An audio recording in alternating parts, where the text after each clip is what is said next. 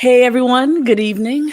Welcome to the third episode of The Death of Cliff Huxtable. My name is Teresa Dowell-Vest, and I'm excited to bring you a chapter that was probably the most requested chapter when putting the book together, the Denise chapter. Before we get into the throes of tonight's chapter, I just want to take a moment to continue to amplify the voices of those who are protesting, who are out on the streets, peacefully protesting in the name of justice, to eradicate injustice everywhere it exists. Before we started our call tonight, it's been on the news across all platforms, it seems, that Trump has decided to threaten with the promise of bringing in military force against American citizens. And when I think about the bravado that he's using to make those demands, my blood just completely boils, and it inspires one to go out and to be even more demonstrative in the name of righteousness and just. Tonight, we're talking about the emotional violence of shaming. There's a physical violence, a spiritual violence, as well as an emotional violence to making people feel as though their voice or their presence in the world is unworthy or somehow needs to conform to make others comfortable. I'm trying to maintain an ease right now because we are still going to portray an element of entertainment tonight. I am angry. And we will do tonight a speakable voice. We will not be shamed. We will not be closeted. We will not be moved. We will speak and demonstrate and show up exactly how we choose to show up. So that person who's perpetrating the fraud of leadership in the name of the President of the United States, he does not speak for us. He does not represent us. Those watching both domestically and abroad, that man does not speak on my behalf. I am thoroughly embarrassed by the leadership that we have. And the shame is not the people. The shame is that administration. And I will leave it there. I will leave it there. Okay. Because we're going to talk about all this.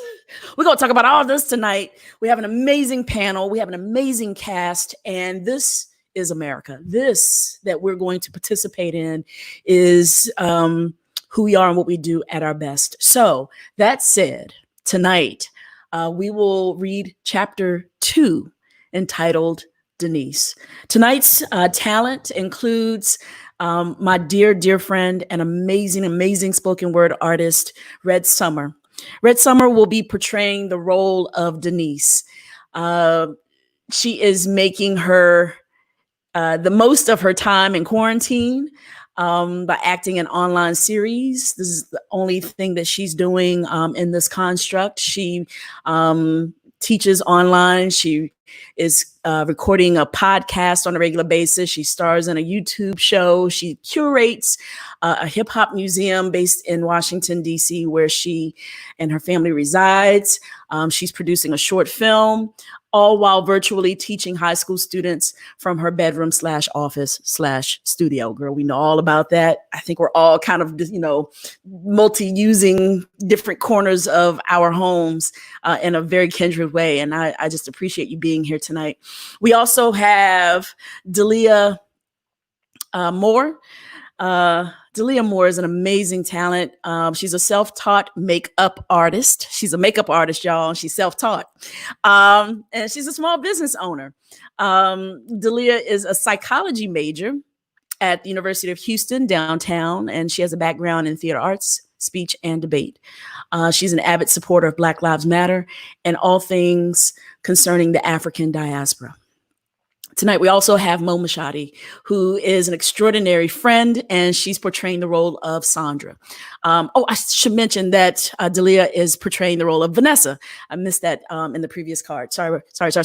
But Mo is an extraordinary person. She's a screenwriter. She's an avid comic book enthusiast and writer. She's a producer and an author. She hit me to a term. Now, look, we've been doing short films on YouTube and, different social media platforms for a hot minute, but she coined, I don't know if she made it up, I don't know if she coined it or not, but she introduced it to me. So as far as I'm concerned, she's the mother of this term, micro filmmaking. And I know, it's likely out there in the world, but Mo turns my attention to creating short films in a really compact amount of time, a lot of storytelling in a short amount of time, and she's a queen at it. She has 11 different projects going on, including her adventure screenplay called The Awakener, The Room, and Catch. She has short films called Hum and Paper Capes. She has a number of podcasts for which she produces and co-hosts, and she is a cognitive behavioral therapist specializing in women's recovery of PTSD, trauma, stress, gender inequality, and sexuality. She offers courses and talk therapy online. I think we all need a little bit of that right now. And then we also have Erwin. He's playing Butch, the gravedigger. Jeremy is a longtime friend of mine. He's based in LA. He's fresh off the Asian International Tour of the hit Broadway musical Dreamgirls, where he played Curtis Taylor Jr. He's a first place winner of the legendary Apollo Amateur Night in New York City. And he's the founder of Erwin Entertainment, which produces one of Hollywood's most respected concert series, The Soul Spot. And I've had the great pleasure of seeing him work and attending the Soul Spot when I lived in LA. And I couldn't be happier to have him on board as Butch, the gravedigger. And so that rounds out our cast for the reading. And without further ado, we are going to read chapter 2. Denise.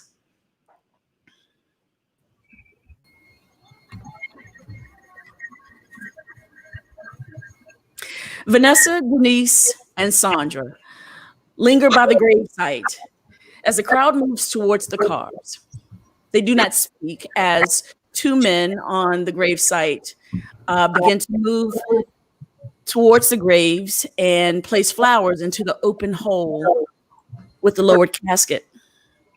In the distance, they hear the sounds of car doors opening and closing, ignition switch being turned. The sun is setting over Brooklyn on this early fall evening. There's a slight crisp in the air, so the sound of cars warming brings Sondra out of her quiet. I think we should go on to the house. The cars are waiting. You go ahead. I'll get home in a little bit. Take Olivia with you if you don't mind. No, not at all. Just don't be too long. Are you sure, Denise? I mean, I could stay with you if you'd like. No, it's okay, Vanessa. Are you sure, Denise? I mean, you don't have a car.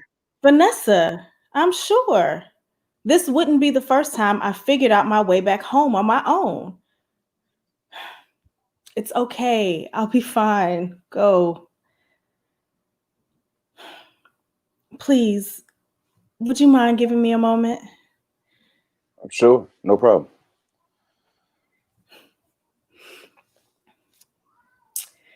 To hitch a ride on the wings of a sparrow. Wouldn't that be nice? To go where the wind takes you and be free to let the open sky guide you nowhere. You never got that about me. You never...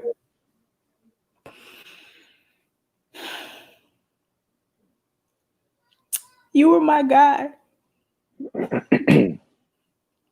Do you know that? Did you know that?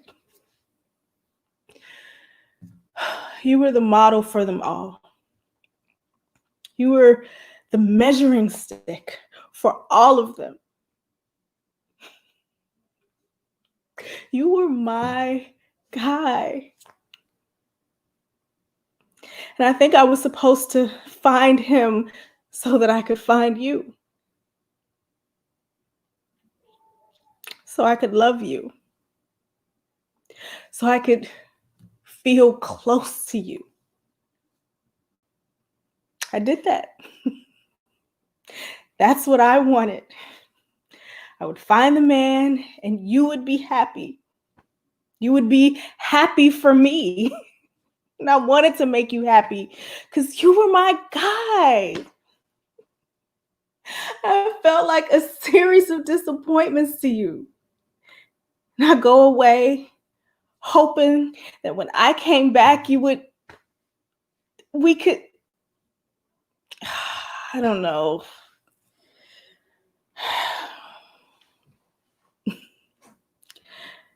There are two men nearby, leaning on someone's mother's grave or someone's father's tomb.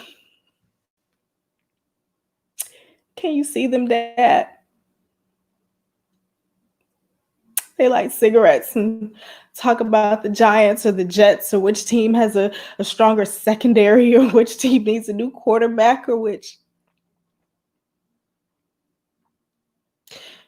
Do you hear those guys, Dad? They're talking football. And I can't tell if they're Giants guys or Jets guys. Not that it matters much to me, but this moment is just a simple wait and let's talk about football moment for them. It's nothing too deep. Nothing too special. Just wait and feel the moment. The emptiness type of moment. This isn't heartbreaking for everyone.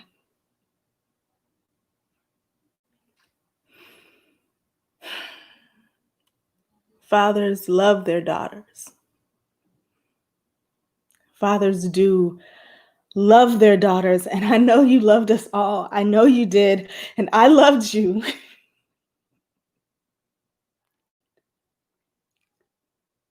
But we stopped liking each other a long time ago. I missed my guy, you know? I missed the man who thought I was charming and lovely and sweet. I became a woman that challenged your idea of a lady, and you loved me. But you didn't like me. You didn't like who I became.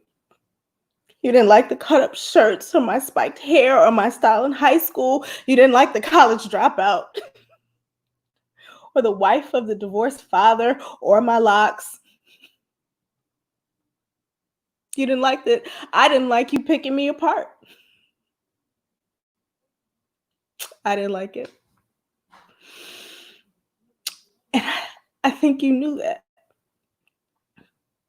And I used to think that you enjoyed shaming my every picked apart piece. Did you? Was I your shame? My piles of disappointment left you questioning, like, what is wrong with this one? Why can't she be like her sisters with the good grades or the good husband or the kids of her own or the steady job? And I knew that. I knew it.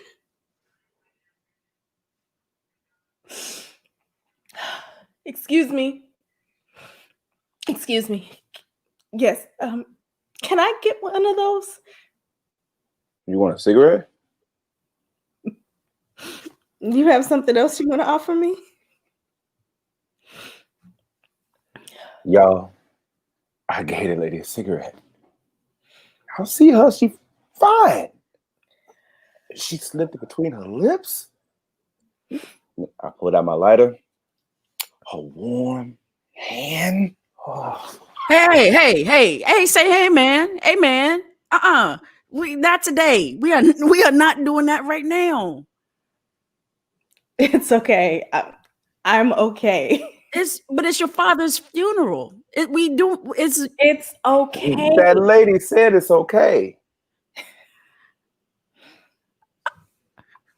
okay. I know you doing your Denise shoot your shot moment. I mean, who wouldn't? But okay, fine. Okay, Come on.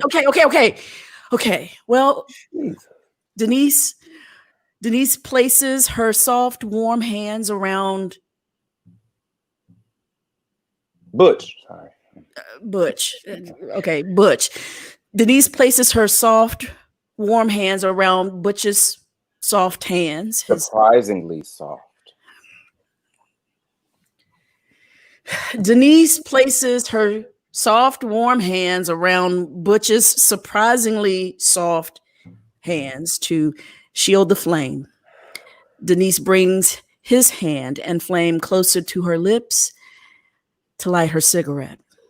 And with a quick few drags, Denise is lit and is satisfied. Thank you, Butch. No problem. Denise. Cool. I'm sorry for your loss. Thank you. And thanks for the cigarette again. I appreciate it very much. Okay, well, the young gravedigger Butch is on his way, going about your way, and he backs his way towards the headstone and takes a seat with his buddy. Denise continues to talk to her father. There were times that I challenged you for sport. It gave me a slight rise to Fluxter, the great Dr. Heathcliff Huxtable. But that's all it was. Just folly for my amusement. I loved you.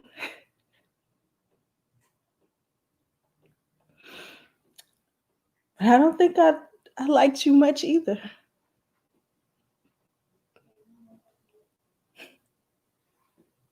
I'd say that I'm jealous of those birds flying off. But I've always been one of them. Flying off to seek a better branch, flock to embrace me, feather of my kind who would never judge me as I am, who would never hold me to the standard of SONDRA or... Butch is handsome. Oh my God, you would die if I brought home a gravedigger. Oh. That was so poorly timed. But I suspect you would have found a speck of humor in my ill-timed joke. But that's what we do, right? We joke, we kid, and we tease. We ridicule, and we shame. And we act as if it's part of some act, right?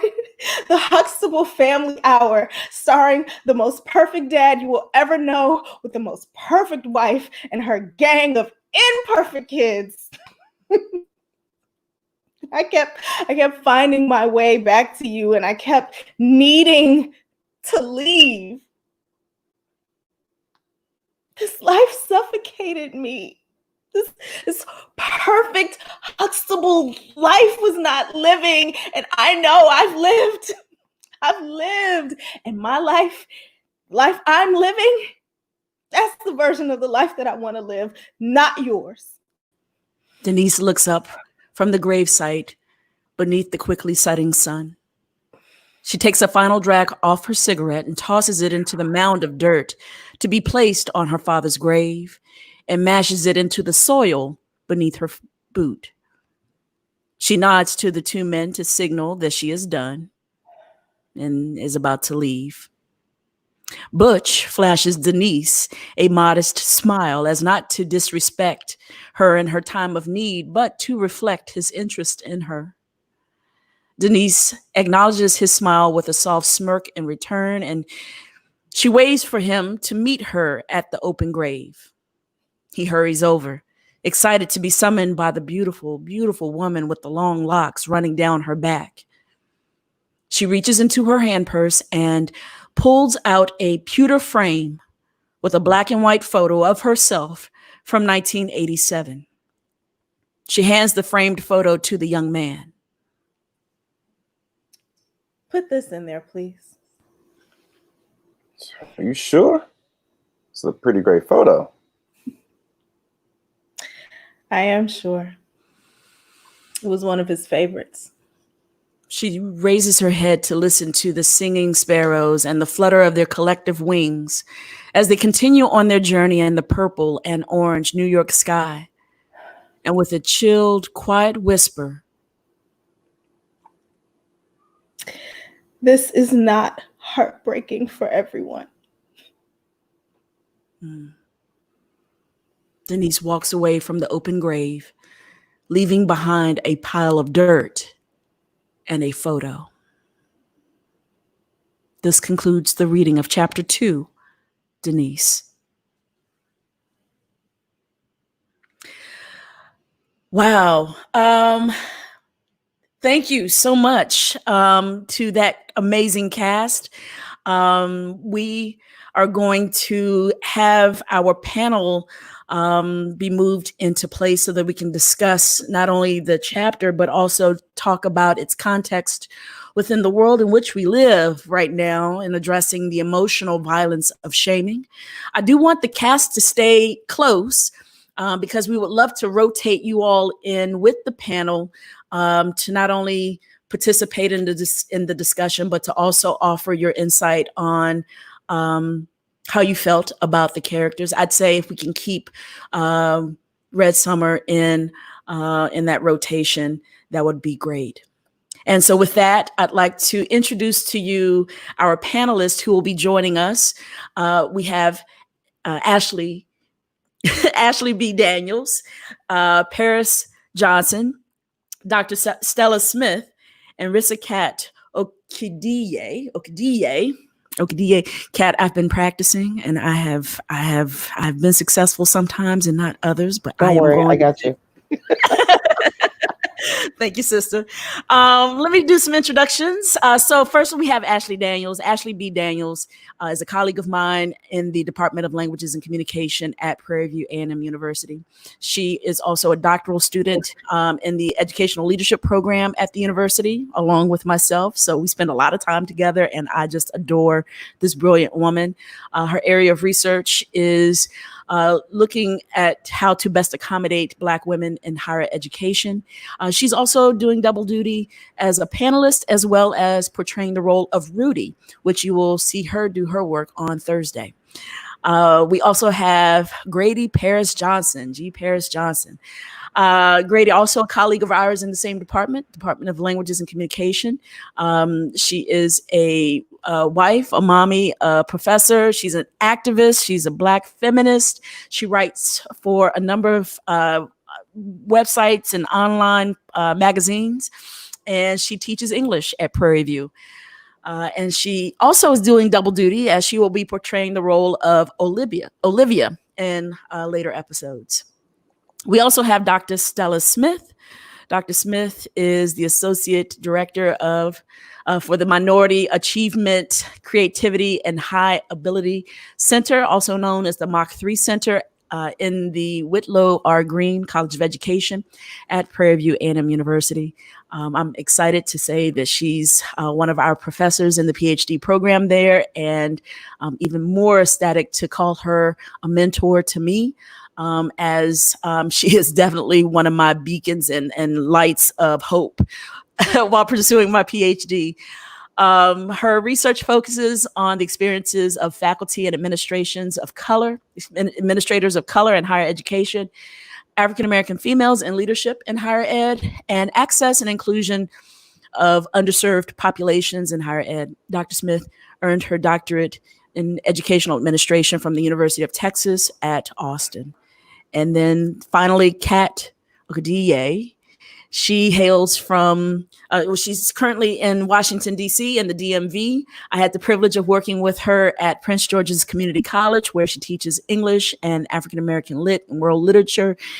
She is the owner of Lil So Productions, LLC, where she creates meaningful Black content and experiences by producing high quality cultural events, digital media, and conversations on and around progressive Black culture and aesthetics. Let me tell you something about this woman here. She's a force. She has a podcast that she produces right now that I get up on the weekend mornings and watch.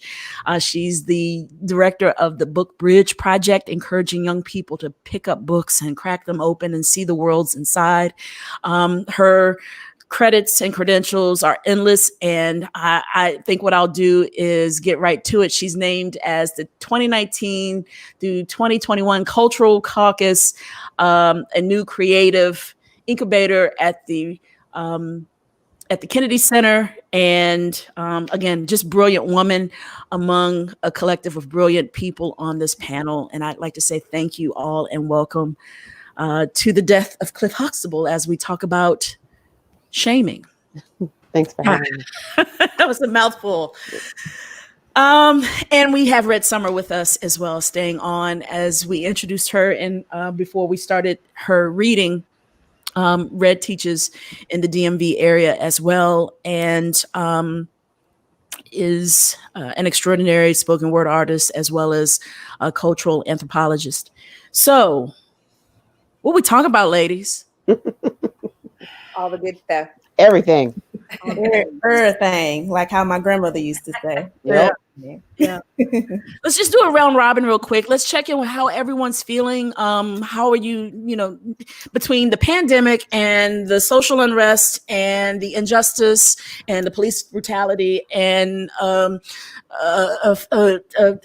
asshole of a president? I mean, how are you all feeling? It's safe to say that I logged out of all my social medias today. Like I literally turned off Facebook, Instagram, Snapchat, all of those things, because a well of anxiety started to well up in me, a sense of depression, because, and I was speaking with my mother about this a few days ago. Every morning I wake up and I have to say, I'm Black. Yay. Yay. And that was a tough conversation, or a tough understanding that I had within myself, is because I love my Black. I love my BLACK, just not in America right now. Yeah, that's real. That's real.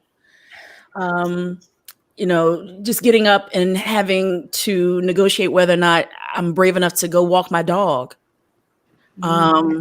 Or just not knowing how what you're gonna encounter when you walk out the door. Yeah, go ahead, go for it. Well, I'll go. Okay. I have not logged out of all my social media. I have actually, my screen time, because I get the little check through Apple or whatever, is actually up last week. But I have been trying to follow just what's going on as it updates. But I feel a lot like Ashlee. Every time I get a news update, Channel 13, CNN, whatever, it's almost like, what about this? What about that? And, I think for me, the eye opener about all of it, my son went to a friend's house for the weekend, well, for a night, and literally like maybe 7 minutes up the road. And I was like, okay, call me when you get there, text me when you get there. And so I'm kind of timing it. And I texted him, called him, no response, and kind of just went into a frenzy. He was like, Mom, I was still driving. I couldn't text or answer my phone. So I'm trying to balance out not suffocating him because of my fear. So That's kind of where I am with it. That's real. Wow, That's real. We got to super be real. wary of the young people. Yeah. Go That's for a it, Kat. powerful example. I Mhm. think for me, I was doing okay, but now my heart is just heavy. It is just sunk. And I'm not sure how to pull it back because so all of our allies are posting things and statements and whatnot. And I know that they are meant to be helpful, but in this moment, I can't even take that in. In this moment, I just need quiet in order to decide what is my next step and how do I, through action, move forward. And so I think so the stuff that the president does, he has been who he is. I think it's all the social media with like every educational organization putting out a statement. All my friends are blowing up my phone talking about, I hope your family's okay. And I appreciate that. So hopefully my friends aren't like, what? I appreciate that. But then that is also overwhelming in addition to the situation itself that's occurring. And then figuring out how I walk through this world within this situation. Right. Like you said, about do I go outside? I was thinking about that. I'm signed up to do the girl trek, like the 21-day walk with the little the audio about different Black female leaders. I was going to do that after this, but I was like, do you want to go outside? I mean, why should I have to think about it like that? Yeah. Like, other than do I want to get sweaty? Do I want to get hot? Not that, but like, do I physically want to step outside and worry about whether I'm going to come home? Risk your life. Yeah. And I don't think I've never thought about it in that way, but as these news pieces are folding on top of each other, that's the only conclusion that you can come to. Like, how do I get maneuver through that? I guess is where I'm at right now. Yeah. Kat, you're in DC and what feels like an epicenter right now in terms of the hot emotional temperature of things. Tell us how you're faring.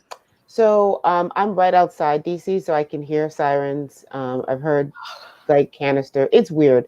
I think for me, as an empath, the struggle is I myself am aware that we're in the middle of a pandemic. I am a teacher, so I'm trying to hold space for my students. I am sort of the mini matriarch of my family, so I'm holding space for my family, and I'm single.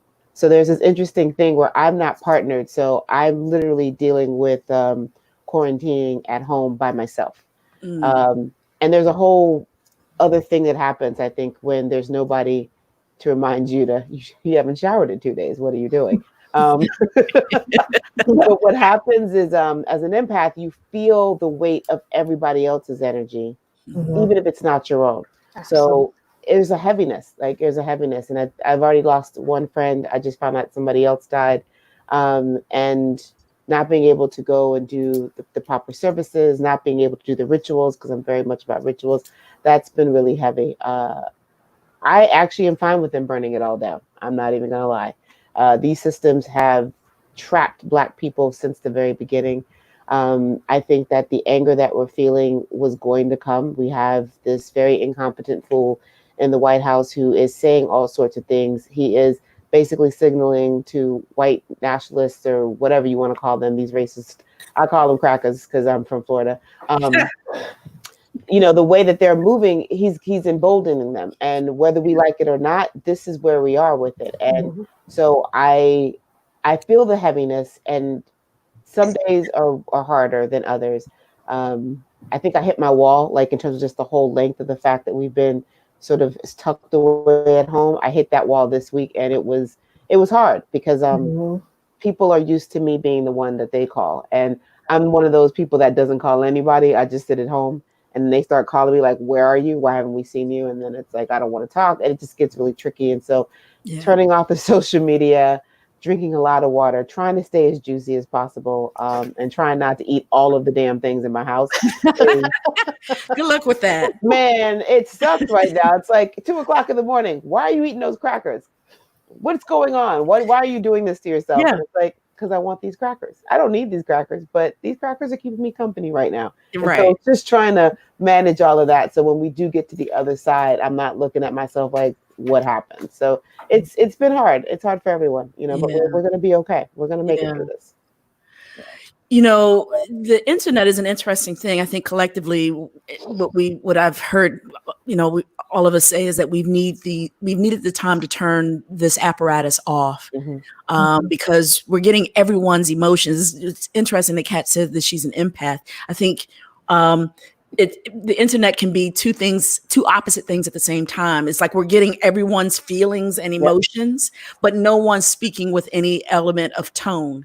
Right. With each other. So you may respond to someone's post and think in your mind, this is what I sound like when I respond in this way and we're aligned. And then the reaction is, why you say X, Y, and Z and why you feel this way? And it's like, it's a minefield. Like it's everything right now, whether it's online or out into the world, you don't know who's wearing masks. You don't know who's positive or negative. You don't know.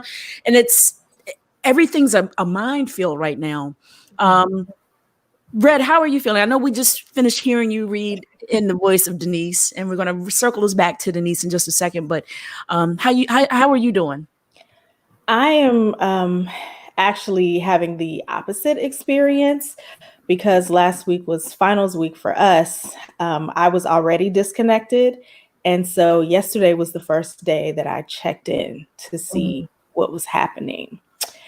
And like when we were going through rehearsal for this, like I sobbed through the entire thing. Like I couldn't stop because I didn't have the emotional buildup. I didn't have the information. So it was like in one day, I got all of the stories and all of the videos and all of the information. And I didn't eat. I didn't sleep. I think I probably fell asleep at 9 o'clock this morning and woke up at noon. Yeah. Because my students need their finals, gotta put my grades in, right? And so trying to balance that weird thing of being pissed off and being a professional at the same time was a lot.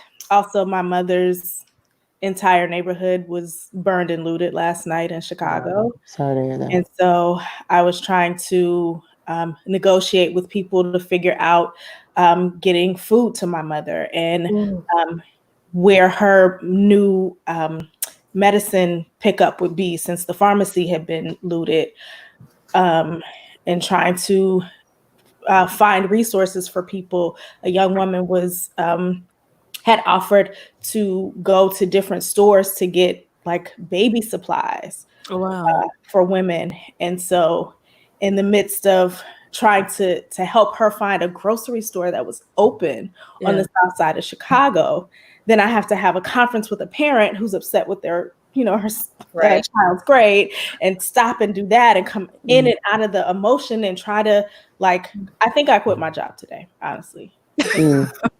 Well, don't let them hear that. Don't let them. No, they know. I emailed them today, and I was just like, I'm not fighting with these people. I won't. Right. I'm juggling too many balls in the air right now. I cannot do parents. If I gotta go, I gotta go. Right.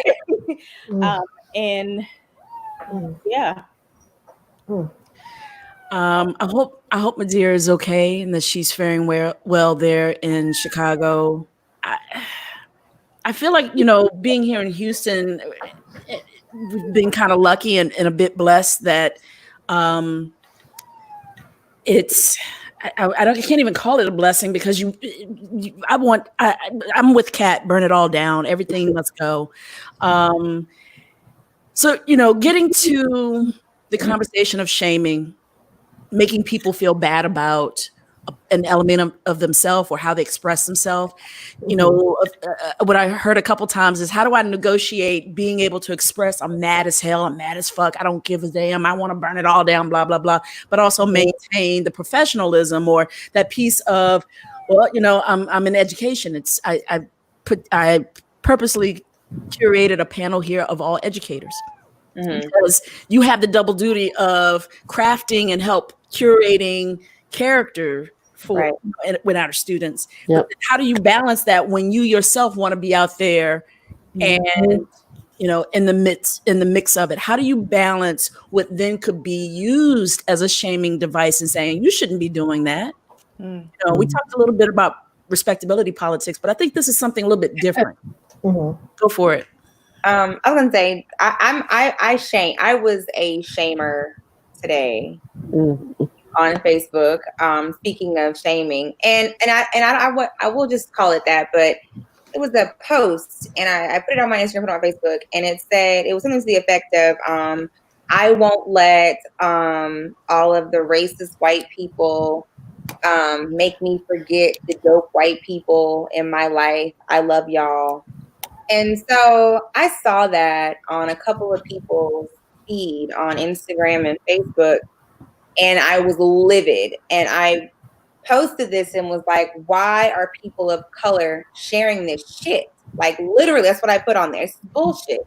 Like, I don't recall, an angry white person ever posting, hey, black people, I know, the president is saying this or that, but, y'all are not thugs. You know what I mean? I don't ever recall and basically it boiled down to language, fuck a passive apology, right? Like, we're past that. Like, I'm not going to passively apologize. But speaking in terms of shaming, I mean, I guess I was a part of the club who shame, but I feel like I had to say that because I just felt like, why are we all, and it goes into that whole idea of white fragility. You know what I'm saying? Like, let's not piss off the white man. Hey, we still like y'all. No, it's not even about that. Because if you are my friend and you are white, you know what time it is. You know, I'm up here talking crazy, saying stuff, but don't take it to the heart, right? But just to put this out there, it's like I said, it's like that delicate balance of having to, oh, hold on, y'all, here come Massa. Let's, hush, hush, hush now. And that's how I felt. I couldn't put that out there into print, but saying it, that's kind of where I am. And then I thought about it because I have former students who follow me, when I taught secondary. And I was like, you know what? They're like 20 and 21 now. Fuck it. Like, yeah. I mean, it's gonna be what it's gonna be. And #, burn this bitch down. Like, I mean, no, so I think this, I love you. I think so when we realized that we weren't going back into school with the pandemic, one of the things that I had to tell my students over and over again is, you are going to have to extend grace to all your professors. Yes, it is our job to hold space for you and help you transition, but we're human and everybody's got their shit with them. And so you can't complain about your professor not getting back to you because you literally are freaking out about a pandemic. They might be too. And I think at this point, we have to allow ourselves the grace of humanity, because that's the thing that white supremacy tries to take away from us. So we can't do it to ourselves. So if you feel that way, you should totally say that. There's all of these statements, these company statements, people are like, oh, look at the cops kneeling and the white people apologizing for slavery. And I'm looking at my watch like, where the hell y'all been? Like, where you been? Yeah. Before Sesame Street's like, oh, we're all about, get the fuck out of here. I'm not here, and so I look at it and I want to retweet and I want to say something, and then I was like, let me just delete this shit and get off of social media, because it's just it's insulting on so many levels. I think about the fact that in the past, whenever we had the murder of a young black person, unarmed black person, about a week later, there's some cop dancing in the street with the kids saying, oh, I'm in the community, doing the latest dance, and I'm hip and I'm down with it. And I'm like, that isn't the answer. And that, and that's, and I know that people they're thinking they're doing the humane thing or expressing solidarity by kneeling and doing, but you should have been doing that when Colin was doing it. You should have been doing that when, people were losing their jobs or losing their lives in real time. And now that, you see maybe the blinders are off and you feel compelled to kneel, that's good and well for you, but I'm not giving you a cookie for something you should have been doing anyway. Right. Ashlee, go for it. You were about to chime in, and then Stella, hop in there. Okay. Y'all both were preaching, by the way. But can we talk about the emotional detachment that comes with like the emotional healing? So with every incident that you see on television, another Black boy has been shot in the street. Okay, I got to go back and internalize. I'm internalizing, but I got to heal, but I don't have time to heal. So I'm watching over and over and over again to where it's desensitized. So now it's, how do you get out of that numbing effect? Does that make sense? Yeah. Like, how do you get out of that? Okay, well, looks like there's another Black boy shot. All right, now, no, that's not the right thing. But at the same time, you see everyone burning everything down, looting. By the way, please do not burn up my car. But please skip over my car. Thank you, Jesus. But what else? I guess my question is, what is the answer then? Because we've tried the peaceful, Martin Luther King, we tried the peaceful effect. Now we're switching on to Malcolm X just a little bit. But so what's the answer? So I would say it's a both and. But I'm going to go back to what I was going to, the shaming piece, and then TDV will take us where we need to go in terms of the conversation. Sure. But I think the part that that I want to add to this is the shaming within our own communities. So the shaming related to how people engage in helping the struggle. So when we connected to our conversation last week, there's really a lot of interest around protest. And of course, there's a lot of protests going on right now. And I guess my part is that each person should use their gifts to support. And each part that we do to support is important. So I think about those individuals that might be within systems that are working within systems for change. And you need both of those things. You need that person that's there at the exact moment that they can figure out how to get a policy in that can begin a snowball of change. That person is valuable, and that person is part of the struggle. And I think that many times those that consider themselves activists forget that group of people and shame that group of people as not being part of the struggle without understanding the strength and resilience it takes to be in that room and wait. And listen to them talk about us and have to work through that and get dressed and go to that job and do whatever. Like, that is the easiest thing in the world for them to do. And for some of them, maybe it is. But I think that there needs to be an acknowledgement of that portion of us that are all about it, but we're doing it about it in the way in which we best think we can advance the struggle. It doesn't help me to go to jail if I can go into a classroom and try to inform and teach students about how we can all use our gifts to help the struggle. So if my gift is something different, if your gift is the gift of creating social change, if your gift is the gift of pulling together coalition and getting people out there, use your gift. I'm supportive of that and proud of you for that.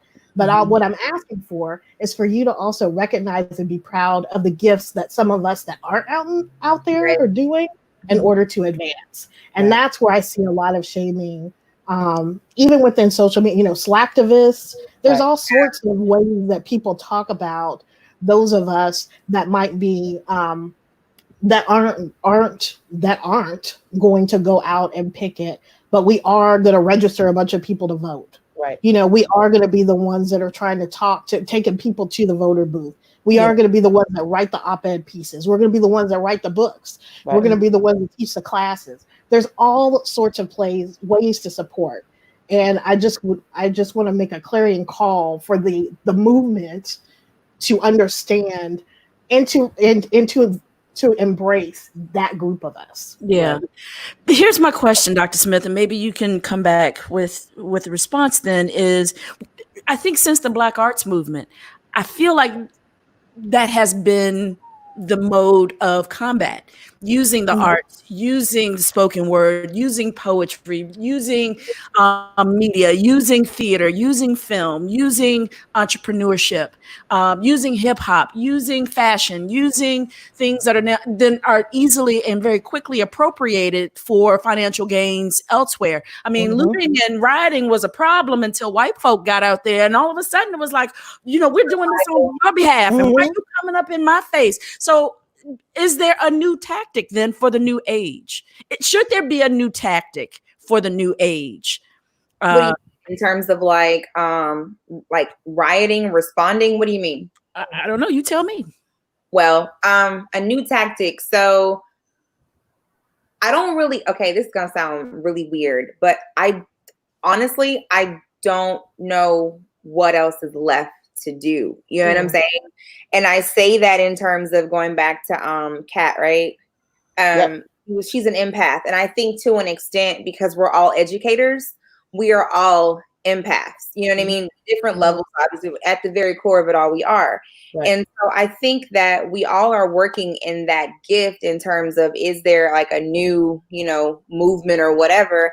We're all Black women. So, I mean, that in of itself lets young women see, okay, well, oh, wow, you up here, you do this, and okay, you got something to say. And even, the young men respond differently to Black female teachers. So, I mean, we are changing the narrative, but I don't know what else is left for us to do. Looting obviously is not okay, because that ain't got nothing to do with nothing. And we talked about this yesterday, but personally, if you are a business owner, especially if you are like a Target, a CVS, a Walgreens, a Walmart, you got corporate insurance. I don't recall. You'll be okay. I'm not endorsing looting, but I'm saying that is the least of the problem, right? Sure. But I don't know what else to do, because I mean, even in certain places, people have, because Ashlee and I are friends. We went to undergrad and grad school together, and we've been in certain situations. People have looked at us because I'm not her complexion, or she is her complexion. So it's like, well, y'all don't know nothing, and what you know about the white girl? And I'm like, oh, so I'm really okay. Well, there's that, and it just kind of makes you just like, like, you know what, y'all got it. Y'all get out there, y'all get shot, rubber bullets, y'all handle it. And then we want somebody to write about it or bail your ass out, call me. Right. I'm gonna let Red go first, because I know she wanted to say something, and then I'm gonna jump in. Yeah, I was just kind of thinking about how I had to give myself grace in this moment. I did my first riot when Rodney King was going on. Like, I, did a march when David Duke was trying to run for governor of my state at the time. Like, I've been out there in the streets and protesting and doing things for a long time. And I've, up to Troy Davis and Sandra Bland and Trayvon and all of those. And I felt like this time, like, I was willing to gift myself the grace of not needing to do that again. There was definitely an experience, and I think it was really when Troy Davis was assassinated by the state, that I was like, okay, I don't want to keep trying this. Something else has to be the way that I show up in this space. And so it was like last night, checking on the two students in Atlanta, making sure that they had what they needed to be released, and that they had what they needed to get their car fixed, because the police officers bust out their windows and flatten their tires. Right. And I know when I was in college, I couldn't pay for tires. Right. Just making sure, like, okay, well, who do we send this to? Like, how do we make sure that those children are okay? And somebody made a call to the dean at Spelman, and somebody else made, right? And so making sure that those connections were made, like, those are things that we can do, right? And those are ways that we can impact the children. There were young people in Chicago who one boy had been missing, or young man. The last time that they saw him, the police had him in a chokehold, and then nobody could find him. right? Wow. So just making sure that we're constantly, putting that out and letting people know he is missing. We can't find him. Oh, magically they found him. All right.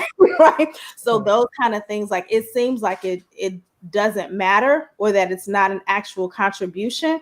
But I promise you, if nobody was looking for him, no one would find him. Yeah. Yeah. So it seems like the new tactic is really leveraging the fact that we can communicate now instantaneously. So that we can do some of these things quickly and make difference like that. I think the other piece is about the political piece. Like, we have to vote. We have to make sure that we believe that it's important to vote. Right. We have to be able to tell the story of why every vote matters. I know that's so cliche. It sounds cliche. I'm looking at myself. I'm like, oh, you're so cliche, but it's true. And I think that, even for the older generation, like I always ask my mom, are you going to go vote? She's like, oh, voting doesn't matter.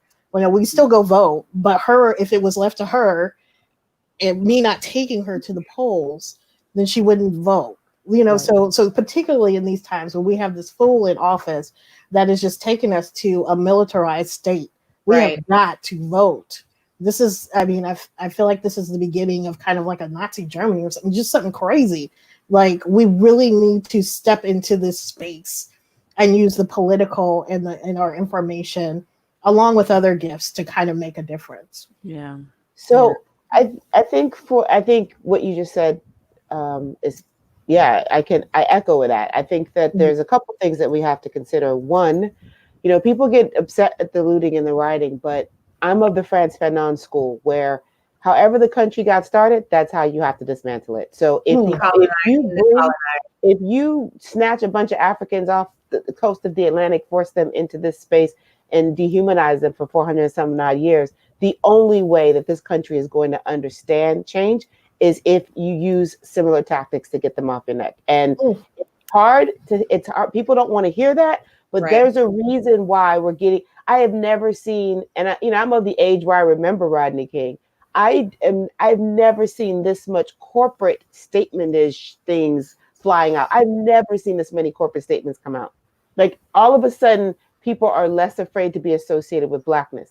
They they still won't take that hard stance against police brutality, but they're all of a sudden they're using the word Black as opposed to people of color. Right. They're actually using the capital B. I'm like, oh, okay, something is happening here. But that's only because there is so much rage. And that rage is not just Black people, because the other thing of this is that I teach my students, like, I will not be shamed. I'm not going down there. I have 10 nephews and nieces. I am not going to be, no, I am a citizen of this country. You will not tear gas me. Fuck that. I'm not putting my hands up. I'm not screaming about I can't breathe. Fuck that. I'm not doing it. But what I will do is, when I'm in my classrooms and I'm teaching African American literature or whatever topics I'm teaching, I let my white students know, your job is to go back to your racist cousins and your flippant friends, and you tell them everything that I've taught you. You take that information and you go back and you school them, because none of your Black colleagues, that's not their job. Right. And so I think that's part of where we change things. The other piece of this is that capitalism is inherently anti-Black. So when you are operating in a capitalist state, when you are more concerned about products and Gucci and this and Target and buildings, as opposed to the fact that a man was killed on TV with a white man knee on his neck and his hands in his pocket, then we have a problem. And when you understand that that same body that was under that knee at some point was sold on a block, you can see why. I had to explain to a friend of mine. He's Irish and he lives in the UK. And he's like, he really looks like, I don't understand how is it possible that these cops haven't been charged? I was like, America.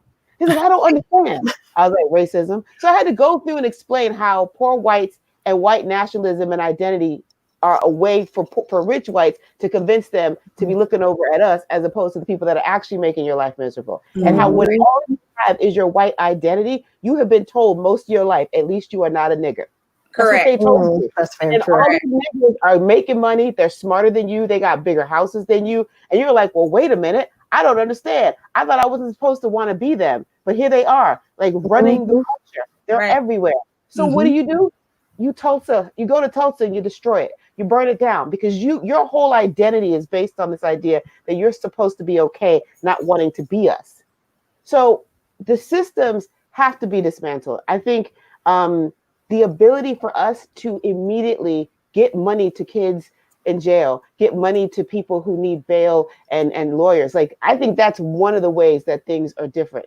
Sure. Before social media, before Cash App and all these other things, if somebody's in jail, you'd have to write a check, mail a check, cash a check, all these things. Now, if I want to help somebody, I can literally in 2 seconds support them. And so I do think that there are things that are That's changing. the new construct. The construct is changing. But white people got to be part of that construct, because it's not our job, right, to do all of this heavy lifting. And as far as the voting piece is concerned, we have got to, as Black people, understand, I'm not in presidential, whatever, be damned. If your mayor doesn't like you, if the exactly is racist, you got a bigger problem than who's the vice president. So we do have to start making people understand that the politics are local. Do not listen to Diddy. Take your ass out there and vote. And not just in these presidential elections, but in these local and midterm elections, because those are the people that we have to hold their feet to the fire. Yeah, the local needle is what really definitely needs to be moved a lot more. I mean, we vote for the leadership of our law enforcement. I mean, your local sheriff is elected. Your police chief is elected. So yeah, definitely on the local level, you have to see that's where your immediate power reside. Your district attorneys are elected. And like I was gonna say too, in terms of what cat right? Yeah. Okay. You got it. All right. So just long story short, but I think it also takes just from working at I worked at Yates High School for just one school year. That was actually my best year teaching ever. But I began to understand that parents are not involved because they don't care. That's what they tell people, right? Oh, the Black kids' parents don't care. No, they're working and they have shifts. And when you want to do a parent-teacher conference on your off period at 10 a.m., they either at work or they sleep. So it's not they don't want to be involved. They're working, or they have to deal with or care for other children. They don't have transportation, so they catching a bus. I can't use my cell phone. I'm at work. They don't have jobs where you can just pull your cell phone. Excuse me, I'm taking this call and step out. They can't do that. So I say that to just say that I think it takes us as a community educating our parents to be able to know that you can tell your teacher, you can email your kid teacher and say, hey, what the hell are you doing? What are you doing? Because I know my son came home with a field trip permission slip. I won't even call his school out, saying they were going to go to a former slave plantation. To do what? And I was like, and so to do what? So I was like, here, whoever this is, girl, my keyboard was on fire. And luckily my son had enough sense, because we ingrained this stuff in him. And he, like I said, he'll be 18. But he knew that was wrong, because he came home and was like, Ma, so let me tell you about this bullshit we got going on. I was like, okay, cool, whatever. And he told me what was happening. I was like, so she wants to take you to a former slave plantation. And it was on it was during Black History Month is what it was. And it was his AP US history teacher. And I was like, oh, hell no. So I emailed her. I emailed the principal, the counselor, the superintendent. Girl, I hit up all of the ISD command chain of command and was like, hey, I don't know what y'all thought this was or who she thought she was inappropriate. I'm offended. I mean, I went there. And then so Jeremiah goes to school the next day, and she's all, then she's crying. I had no idea that it was going to offend you. And Jeremiah said that, she kind of looked at him for a hug, and my son was like, yeah, you want me to hug you? But I mean, like, just the very idea that, like, again, that white fragility, right? Like, poor little blonde hair, blue eyed Susie, you got your feelings hurt. Now the world has to. It reminded me of Miss Millie, right? That whole, just, oh my God, I was so enraged. I hope y'all can't hear that. I was so enraged. But anyway, long story short, I think that, but even taking the time out to construct an email, to be able to effectively convey my thoughts, to express that, they took the field trip off the books. Like, they didn't go at all. It took me emailing and having to call support from other parents. and was like, hey, if we all email, not just me, because I'm always an angry Black woman at that school, if we all email, then it's more of a statement as opposed to here go JD mama emailing again. Sure. You know, it's more of a statement. So I think if we can try to have some sort of something to educate the parents of our kids in terms of that, to advocate for their kids, to know how to do it. Right. I think that's a good place to kind of start, or whatever it is. But that's a great place, because that lets your kid know that my parent is involved. Because I know my kids know if they come home and tell me, hey, so-and-so happened at school, oh, okay, I'm on it. They have that comfort, that protection, that security, and knowing I'm going to handle it for them because I am the mouth of the South. Right. When it comes, I am the wrong bitch to send an email. They know that. Right. I am the wrong one. I think, you know, a big piece, and I'm going to bring it back to Denise, as it relates to how we communicate with our young people, you know, and you know, taking Grady's example with her son and the go in between with the teacher and everything with plantations and whatnot. There's this divide, and we saw it with Cliff, Claire versus Denise. In terms of, is that my mic? I can't tell. I hear some feedback. In terms of there being a generational gap, that the things that, you know, the parents in the Huxtables, the things that they would do that the children couldn't imagine themselves doing, and how they approach navigating the world and negotiating relationships. And I think we're seeing that same sort of shift in approach to relationships and activism and participation in the world from, you know, people who are closer to our age, their 40s, 50s, late 30s, that sort of thing. There's an alarm going off. I think we're all about all of our phones are probably about to go off anymore. Yeah, it's an Amber Alert.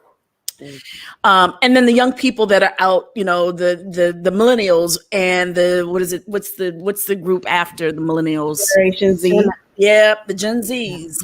And so I think one thing that we need to do to avoid some of the shaming phenomenon is meeting young people and meeting our elders where they are. And I think Dr. Smith, you know, alluded to this a bit when talking about her mother. And certainly Grady has alluded to this when talking about her son. And we're sitting kind of like in this middle space between looking at what the elders did when they marched and they sang, and Negro spirituals kept them company while they were arrested en masse, and while dogs nipped at their heels and tore at their clothes and bit at their flesh, and water hoses impaled their skin. And we're seeing young people who are, you know, swallowing the burn of tear gas and pepper spray and experiencing the lash of rubber bullets.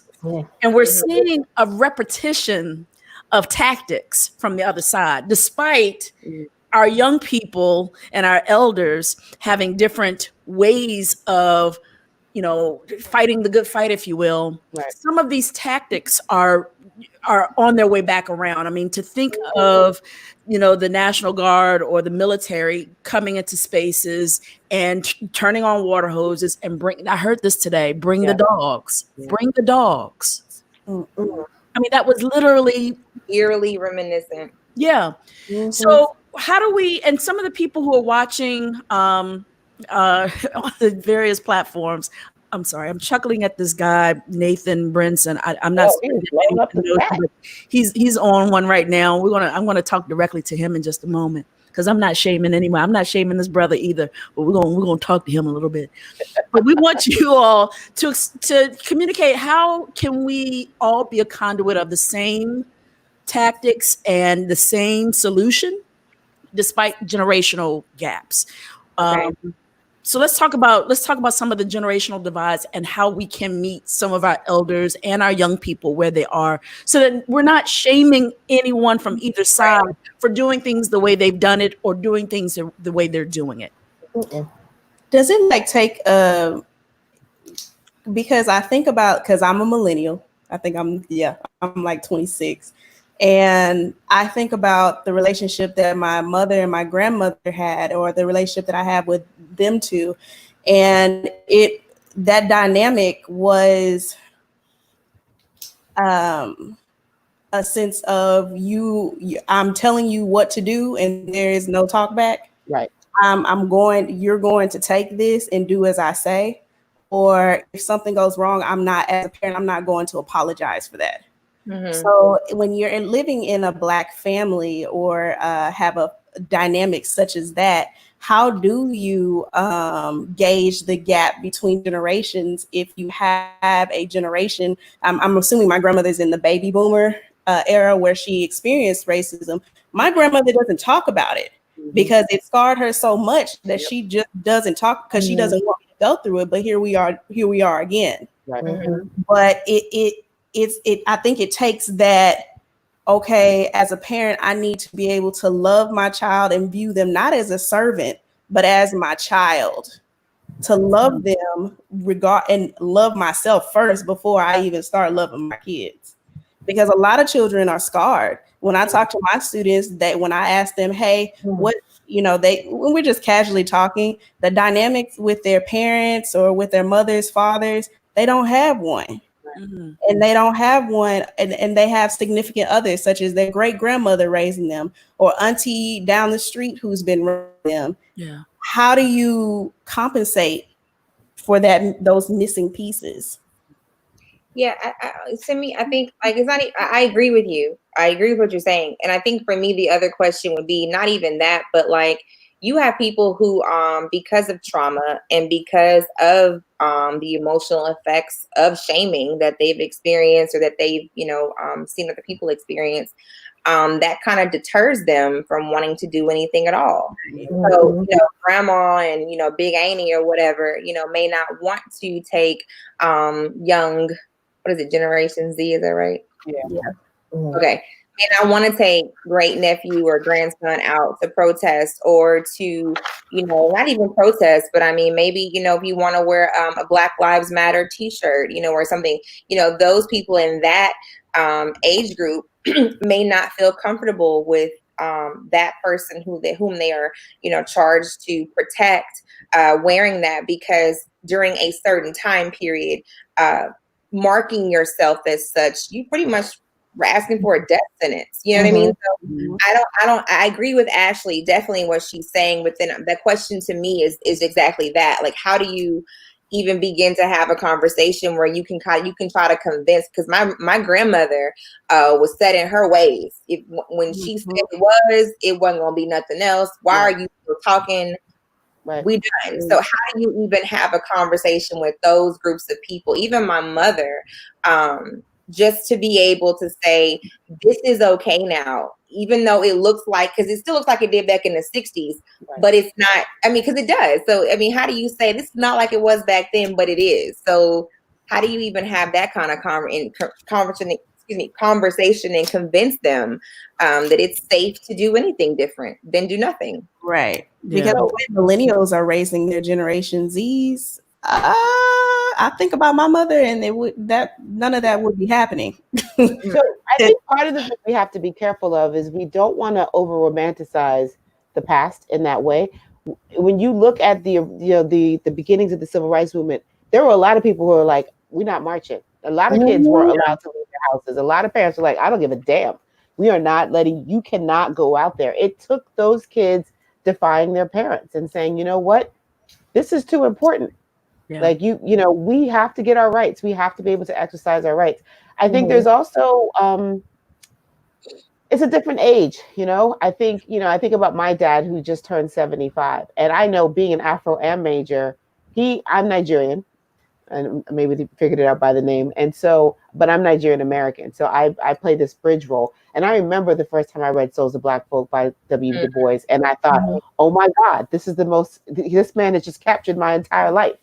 And not having access to language was the thing that actually helped me bridge the gap with my dad, to get him to understand that, when a white person calls a Black person nigger and you're standing next to him, your Africanness does not, they're talking to you too. Like, you have to understand that you're not separated from that. And so what I have found is that when we start, the more language we have, that's how we change things. There are a lot of grandmothers and grandfathers who experience serious trauma. When that grandmother says, no, this is what it is, that's PTSD. Yeah. You know what I'm saying? Right now, a lot of us are experiencing this. We are living in this continual cycle of the present because we can't plan anything. We can't futurize. We don't know. And that is creating PTSD in all of us. And so the fact that we have that language, I think, really helps us start to reshape how people are looking at things. Because before it was, no, we're not doing this. Don't ask me why, because I said so. And that was it. But when you can now understand that your grandmother, what she was experiencing was probably depression, was probably anxiety, it helps you put things in a framework that I think helps to be able to tell your mom or your dad or your brother, your cousin, okay, this is what's happening. So I have 10 nephews and nieces. I'm a professional auntie, and I'm one of the cool ones. And so I take them to museums. I took some of the older ones when Trayvon Martin was killed. I was like, you're going to go down and see what a protest looks like. And I taught them, you need to pay attention. You need to know when it's time to leave because you got to get caught up and then you get run over. So you got to pay attention. So even thinking in the way that these protests are happening now, part of the problem is that generation that was like, you know what, we're battle fatigued, we're done, because they didn't pass on the tactics. A lot of folks don't know how to protest in a way that's safe.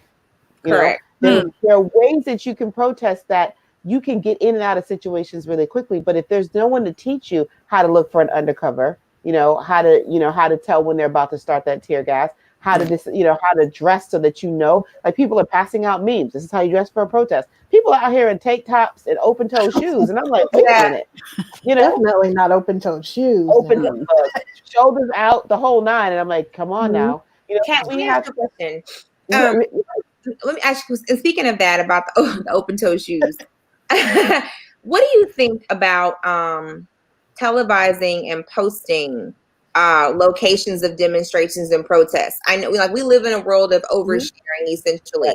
And so I've seen Twitter, Facebook, Instagram, whatever, meet up at McKinney at Discovery Green here in Houston. We marching from here to Pablo Street, whatever. What do you think about that? Here's the thing, and this is honestly, while I love the energy of protests, I've always been like, when you have to get a permit to protest, that's not a protest. Yeah, that's not. That's That's not a protest. Right. When you have to get a permit to walk from, one side of the street to the other to lawfully protest, when it has to be lawful, then I don't know that it's effective. The other thing is, we live in these systems. Like, one of the things that is really that I've been struggling with as I watch these images, if you pay attention, oftentimes people have their phones out the entire time. And it's like, are you documenting this? Why aren't you focused on the protest? There are these staged pictures, people standing in front of cops, taking pictures and selfies. And it's like, okay, the social media piece is getting in the way. So, I mean, there's nothing you can do. Like, people track your cell phones, that's if you really want to pop off, you have to be willing to figure out an analog way, because they're going to find out unless you use WhatsApp. If nothing else, Hong Kong has taught us how to do it. But, they have mastered that whole idea of protest. There's something energetic and exciting about being part of the melee, and that's not ever going to change. The question is, how effective can you be? Because if you pay attention, everybody's using that Black Lives Matter hashtag. Black Lives Matter as an organization is not a cohesive organization. No. It's a hashtag. So you don't know who's in charge. The protest that happened in DC, the DC chapter was like, we didn't even know this was happening. We didn't sign off on this. But Black Lives Matter was on it, so people assumed that they were in charge. That's interesting because in Houston, if you go to the Black Lives Matter website, their official website, there is no chapter in Texas. Yet the Black Lives Matter BLM HOU was hosting or sponsoring the last they had out here. And so my girlfriend was like, "Hey, are you going?" I was like, "Girl, there is no Black Lives Matter in Texas." She's like, "Are you sure?" I was like, "On the website, it doesn't have a chapter anywhere in Texas." So it makes me really start to question and wonder, who are you? Like, who do you work for? Who sent you? What are you doing? So I didn't go. I just told her if I were her, I was like, I would really be careful about that. Like, that looks really shady. But I mean, This sister just posted, and it's true. There is no hierarchy. Yeah. The question for me then, though, is who speaks then? Like, how do we decide? And so there's beauty in just people showing up and being, experiencing solidarity together. But we are living in a police state, whether we like it or not. Sure. So there has to be military state. Right. And that's part of why Black Lives was organized like it is. Right. That's kind of their claim to fame, that there is no leader. Right. That it was organized in that way in order to purposefully. It's not that they just don't have one. So I think they figured out how that works. But it's funny because Red and I had a conversation about this very thing. I don't know if Red remembers this, but we were sitting in Atlanta and talking about how there isn't a particular go-to. Like, who do you call? Like, what's it was at UVA when we were the Martise Johnson outrage when the UVA student was beaten by the cops there, and we were both on campus there, and a young person said, well, the issue with Black Lives Matter, along with Occupy Wall Street, when they were a thing, was there was no go-to in terms of leadership, and there was no person to speak on behalf of the organization in terms of a list of demands. Right. So there was no cohesive, this is why we're angry, but this is what's going to help us move forward. Here's our list of demands, and here's the body or the person or the couple of people who are the most articulate or the chosen few to speak on our behalf to get a thing done. Right. I think there's a difference between having a leader and having someone who can amplify the voice of Black Lives Matter. And I think both of those things, they're not necessarily one and the same. And I think by not having a spokesperson or a collective to go to and say, these people speak on behalf of us. We know in all these various outposts what the list of demands are. Here's a cohesive list. We're going to the Capitol and say to our representatives and our senators and whomever else, say to the Supreme Court, say to the president, this is our list of demands. And I think right now we're in our form of protest is about being the loudest and the biggest in terms of the demonstration of it all. But what are our list of demands? When everything is still burning and smoldering and the fires have been put out, then what?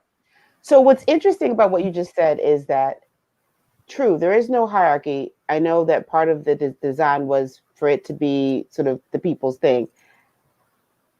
I don't know. There's something, for us, those Gen Xers, we were taught spokesperson, go to Jesse Jackson, go to Al Sharpton, da-da-da-da. So we are, in our mind, it's a very linear thing. There's always a spokesperson. Yeah. But I actually am not going to lie. There are moments like that young sister, I can't remember what city she was in, but she spoke so eloquently. She's like, the looting and the burning, we learned that from you. So one of the things that I think is fascinating about BLM is that it really allows women, Black women, young Black women to speak.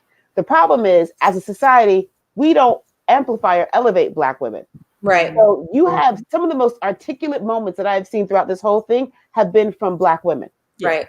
Who are like off the cuff, off the dome, saying just speaking this truth that you can't even argue with. Like, and in that space, it's like, these are our list of demands. Stop killing us. Give us equal access to health care. Stop policing us like animals. Like, it's very clear. But what happens is CNN will be out there and they'll find the random white guy and be like, so what are your takes on it? Or they'll find the Black dude, but they won't amplify these very clear, articulate voices by Black women. Yeah. Or what they do is they amplify that clown we have down here, Quanell X. Like, great. So we'll amplify. I said what I said. Own it. Support. I don't know who he is. I'm not even go there, but that is the biggest ass clown that has the hat of the Black people on his shoulders. I don't know who picked him or why he is where he is, but you end up getting him, and it's like, there are so many more people who are articulate, and like you said, women and either other men who could really, you know, utilize their voice or their empathy or their ability to kind of be that chameleon, because you got to have somebody to be able to be in certain spaces. You know, you don't want to come across when you walk in as an immediate threat. You'll get nothing done. You got to have somebody who's able to like, as you mentioned, souls of Black folk, that duality of consciousness. Let me be here, and, you know, this way. But I mean, like, our organization, I mean, it's trash, but then we're always looking for a leader. I mean, I think it kind of, if we, like the 6 of us, the people who are on the cast and the panels for TV stuff, I mean, that's a collective of people who are like-minded right there. So if we really wanted to make a face of the movement based off of what we have right here, you got it. Right. Yeah. Right. Exactly. Okay, I think so one of I the gotta things put a that pin. Oh, wait, let's go back to the full collective. Was that that was Red? Red, why don't Yeah, you finish I up your thought there? Yeah. I just wanted to just kind of add to this part of the conversation that one thing that we forget is that the movement was not one thing, Right. right? When we look at the civil rights era and we look at what was happening at that time, there were multiple cogs that were moving, that were making things happen. There were multiple organizations that were moving, that were making things happen. There were multiple groups of people in multiple cities that were mobilizing in order to make this happen on a national scale. And because we forget that the organizing of the few in the community or in the city or the town or, you know, wherever is what ends up trickling out, right? So there's a situation that's happening in Mobile. Yeah. The people are already there. They're on the ground. They're mobilizing. They invite Dr. King to come speak at their event. Dr. King wasn't creating events around the country. Right. The people were creating events that he could come to and be a voice for or a voice at, right? But there were so many other people who were organizing and doing that work in smaller ways. We want the national leader with the halo to come and save us, but there is no Dr. King without CT Vivian, right? Without like the women who, you know, have this local organization and they're tired of, you know, the button workers, right? The house cleaners, right? All of those smaller unions, they were the ones who made sure that the national organizers who were there knew what was happening to the people. The 2,000 that walked for 365 days. Who look like all of our mamas and grannies. I'm gonna put a pin in it right there. I'm gonna stop right there for just a second. I am gonna ask our closing question in just a second, but I want to do a screen share real quick of a young man who has borrowed the echoes of the past and the lament of days ago, but also being a young man who is our absolute and definite future. Kedron Bryant has done a thing, and I'm going to take a moment to screen share his lament. Give me one moment.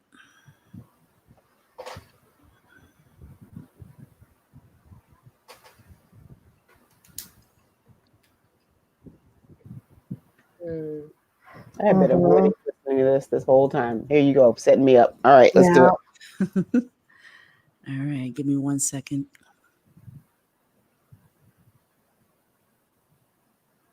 I'm a young Black man doing all that I can to stand. Oh, but when I look around and I see what's being done to my kind, every day I'm being hurt to this prey. My people don't want no trouble. We've got enough struggle. I just wanna live. God protect me. I just wanna live. I just wanna live. I'm gonna play it again for the people in the back because I don't think they heard it. I'm a young Black man, doing all that I can to stay. Oh, but when I look around and I see what's being done to my kind, every day I'm being hunted as prey. My people don't want no trouble. We've got enough show and go. I just wanna live. God protect me. I just wanna live. I just wanna live. These are our babies. Yep. Mhm. That's the beauty of the time we live in. I just want to live. I just want to live. Mhm. Okay. You wrong for saying that like that. I'm Deep about breaths, deep breaths, boo. Deep breaths. Deep breaths. We Gotta shouldn't have breathe. to ask for our life. You shouldn't. Shouldn't have to negotiate and constantly be on the losing end of that negotiation. Mhm. I just want to live. The young man did a thing. And I got goosebumps watching it. okay, so we're gonna come back to Denise and the gang. We have a couple left of our Denise out in the guests, cold. Okay. or one of our guests here who and Grady, who's already answered this question, and so we're gonna post the question up on the board again and ask you, who's your favorite Huxtable, and which Huxtable are you most like? We're gonna start with Dr. Smith. Go on, Stella. Tell us, who's your favorite Huxtable? So I thought about this, and I didn't want to cheat and go and watch a couple of episodes because that would be who is my favorite Huxtable now versus who was my favorite Huxtable. And my memories of watching the Huxtables, what I loved wasn't a specific character; it was the family unit. It was the feeling around what each one of the episodes, what that family experienced and worked through together. So I really can't say that I had a favorite one. The one that I can hands down without question say that I am most like was VANESSA. But in terms of picking a character, I lived vicariously through all of them in different spaces based on characters, and it was really about, wow, this is a family unit that through all challenges had worked together. And in my mind as a child, it was a loving kind of unit. Yeah. So. Yeah. Excellent. Mhm. Ashlee. This is gonna sound real cliche, but honestly, it was Rudy because I was like her age or younger when I was watching the Cosby Show, and Dr. Huxtable was the man that I never had. My father passed away from cancer when I was 7. So having that type of dynamic and seeing that through television, it made me want to watch it more and more because I wanted to know, so is this what it's like to have a Black father in a Black household? I wonder. But then when I go to school and listen to, my friends, dads or whatever, it's almost parallel. So yeah. Kat, tell us who your choices are. Denise. I was an African kid growing up. I was born in DC, but I grew up in Florida. I listened to UK Britpop. Wham was one of my favorite bands. Like VANESSA dressed the way I dressed. She talked the way I talked. And what was cool was that on the show, she was never accused of being white. So there was something for me to see her show up the way she did. And my parents hated the way I dressed because they were like, you're dressing like an artist. What is this nonsense? So as African parents, the worst thing you could be is an artist. So there were concerns. But yeah, she was. I loved it. I loved her. I just loved her style, and I loved how free she was, and I loved that she was never accused of not being Black. So it was a big deal for me to see her. Wow. Red Summer.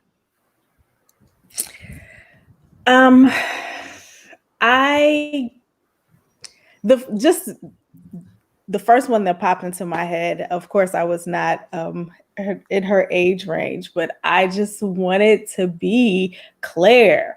Like, I wanted to grow up and be like that kind of woman in the space and that kind of mother to my children.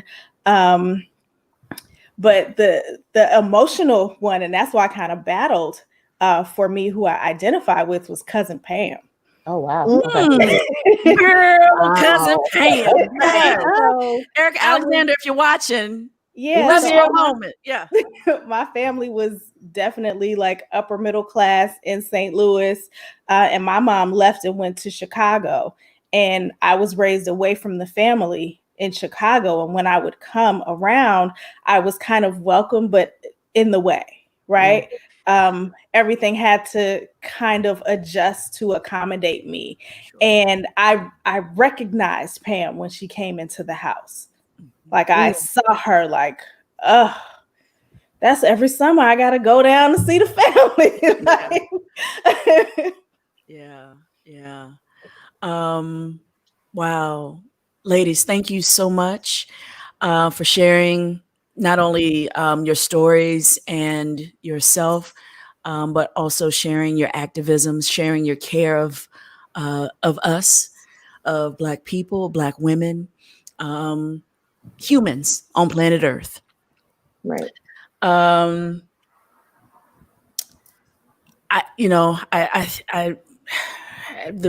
running gag right now is brown liquor. I think, Quincy started that. Yeah. There's grab what you need, whatever you need. It might not be liquor, it whatever it is, whether it's a hot bath or whether it's weed or whether it's, whatever it is for you. Now is the time. Like between the pandemic was enough. Right. But now there are multiple ways that we can die out here on these American streets. Yep. And so take care of yourself. Unapologetically take care of yourself. Unapologetically advocate for your wellness and your existence. I'm going to wrap up today by thanking my esteemed panel for participating. As I said in the introduction, first of all, you're going to see all of these people come back at some point because they're serving again on a panel later in the series, or they're performing as cast members in later chapters. So my love and gratitude to you all because you're amazing. I do learn from you all the time, every day. I'm watching you constantly, whether it's because we work in the same department at PV, or we're friends, longtime friends, or we're colleagues that I'm still admiring your work. Kat, every weekend Michelle the other morning was like, "What you listening to?" I'm like, all the goodness. Thank you for tuning in. I appreciate that. Of course. And Dr. Smith, I have to thank you in particular and deeply because I'm traversing these PhD fields, these minefields of ideas and research and thought, and it's making me a taller person. And it's making me more prepared to take on these battles with research and backup at my back. And I'm learning that from you directly, and I appreciate you. And I just have to say thank you. You're very welcome. I am going to ask you to come back on Thursday. On Thursday, we have chapter 3 of the book, Rudy. We're going to listen to the young baby who's now a grown woman and has followed in her mother's footsteps as a lawyer. She's a social justice maverick, and she is she's what we probably envisioned Claire having been when she was younger. So on Thursday, we're going to listen to the cast of chapter 3, Rudy, which includes Ashlee Daniels, whom you've met tonight, Dahleah Moore, who plays Vanessa. You saw her earlier in the chapter we read tonight. Moshaty will be reprising her role as Sondra. G. Paris Johnson, who you've gotten to know on 2 panels now, will be picking up her role as Olivia. And then we have 2 beloved characters making their appearances. We have DeAndre Nicholson portraying Kenny, better known as Bud. And we have Jeremy Duncan Pape, a friend of mine from back home in Virginia, who will be portraying Peter, the young kid that ran through the house every episode trying to get away from, some shenanigans. Well, Peter has grown up and has blossomed into a beautiful, beautiful man. And we will hear from him and all of them in the Rudy chapter on Thursday evening. Our panel after the reading addresses burning down our idols, what it means to have role models and then have those role models disappoint us or have a need to find new idols or role models to emulate, or how to become our own version of an example. And so we'll explore that. If Laura can bring that slide back up, I can read the names of the panelists who will be there also. Yeah, there we go. We have 3 panelists. We have Gloria Bigelow, who will be joining us. She's a writer of the hit CBS show Bob Hart's Abishola, as well as an amazing stand-up comedian who's worked with some just greats of the day, including Wanda Sykes, and been on HBO and Showtime and all the things. Monique L. Thomas is making a return to our panel. She was on our first panel on the Theo chapter, an educator from Pasadena, California. And then Harrison Guy, he's a local activist in Houston. He's also in city council and local government here in Texas, and an extraordinary advocate for the LGBTQ community as he serves on the mayor's council for LGBTQ equality and rights here in Houston. So they will be joining us talking about our idols on Thursday. Okay, Laura, I'm ready to come back to my frame again. Thank you, sister. So you keep hearing me talk about Laura. I'm going to have them on picture in the coming episode so that I can celebrate my team, so that you can meet them as well. Laura Burks, she's our production our first AD and our stage manager. She's running all the graphics and different things that you see, bringing people in and out. I want to thank Jawan Jennings, who is our production manager, making sure that everyone is where they need to be and all the things that they need are in place. And then our publicity team, our publicist, Amarachi Ade, and Cameron Swan, our social media manager. They're working hard to make sure that the public gets to know what we're doing.